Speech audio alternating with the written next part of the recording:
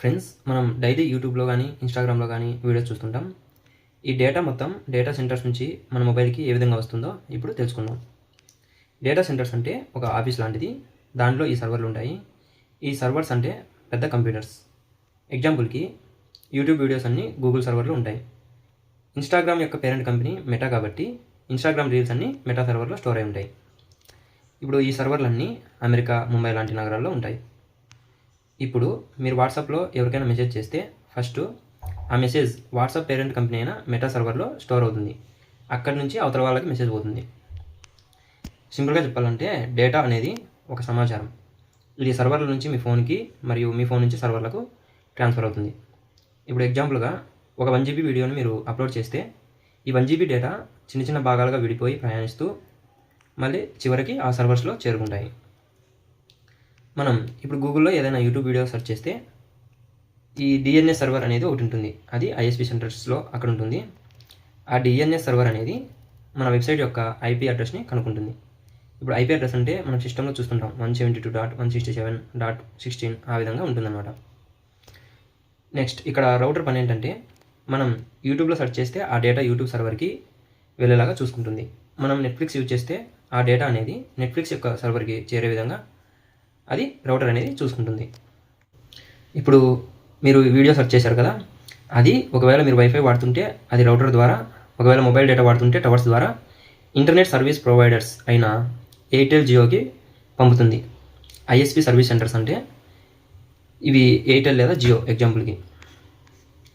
అక్కడి నుంచి fibre optics cable ద్వారా ఆ రిక్వెస్ట్ అనేది గూగుల్ సర్వర్కి చేరుకుంటుంది. తర్వాత మనం సెర్చ్ చేసిన వీడియో ఆ సర్వర్లో ఉంటుంది కదా, ఆ వీడియో అనేది మోడెమ్ ద్వారా డిజిటల్ సిగ్నల్లోకి మారుతుంది. ఆ సిగ్నల్ అనేది ఫైబర్ ఆప్టిక్ కేబుల్ ద్వారా మళ్ళీ తిరిగి ఐఎస్పీ సెంటర్లకు వెళ్ళి అక్కడి నుంచి టవర్లకు వెళ్తుంది లేదా వైఫైకి వెళ్తుంది. అక్కడి నుంచి మళ్ళీ మన మొబైల్కి చేరుకుంటుంది. ఉదాహరణకు ఇప్పుడు కెమెరాలో మనం ఒక మనిషి ముఖాన్ని ఫోటో తీసి మనం అది డ్రైవ్లో అప్లోడ్ చేస్తే అది ఏ విధంగా గూగుల్ సర్వర్కి చేరుకుంటుందో ఇప్పుడు చూద్దాం.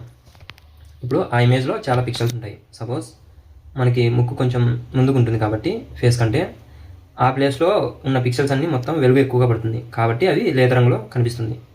ఇప్పుడు కళ్ళ కింద ఇట్లా గుంత మాదిరి ఉంటుంది కాబట్టి అక్కడ మనకి వెలుగు తక్కువగా పడుతుంది కాబట్టి అక్కడ ఉన్న పిక్సెల్స్ అనేటివి ముదురు రంగులో ఉంటాయి అన్నమాట. ఇప్పుడు ప్రతి రంగుకి ఒక కోడ్ ఉంటుంది.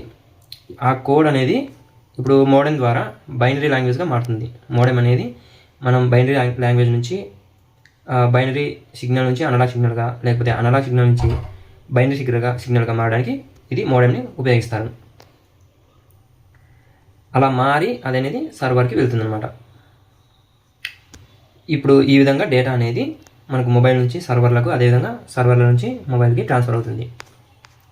ఇప్పుడు సిమ్ ఏ విధంగా పనిచేస్తుందో చూద్దాం. సిమ్లో అథెంటికేషన్ కీ అనేది ఒకటి ఉంటుంది.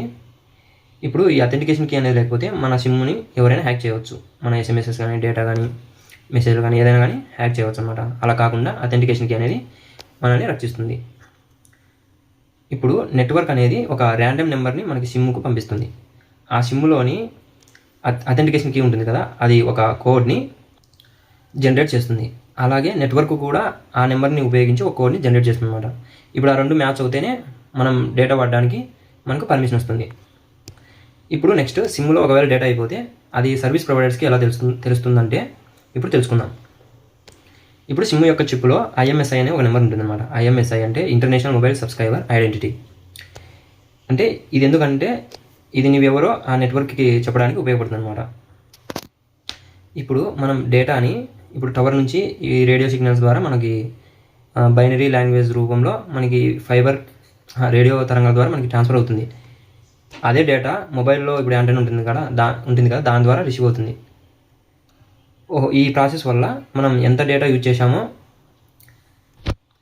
ఈ ఐఎంఎస్ఐ అనేది మనకు మన నెట్వర్క్కు మనం ఎంత డేటా వాడినామో అది పంపిస్తుంది అనమాట. ఇప్పుడు ఆల్రెడీ నెట్వర్క్లో మన యొక్క ప్లాన్ అనేది అటాచ్ అయి ఉంటుందన్నమాట. దానికి ఐఎంఎస్ఐ నెంబర్ అనేది మనం ఎంత డేటా వాడినామో పంపిస్తుంది.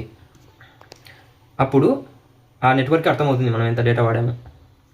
ఇప్పుడు ఒకవేళ నువ్వు 1 GB డేటా వేసుకొని ఉంటే ఆ 1 GB అయిపోతానే నెట్వర్క్ ప్రొవైడర్స్ అనే వాళ్ళు ఆటోమేటిక్గా నీకు డేటా రావడం అనేది స్టాప్ చేస్తారు.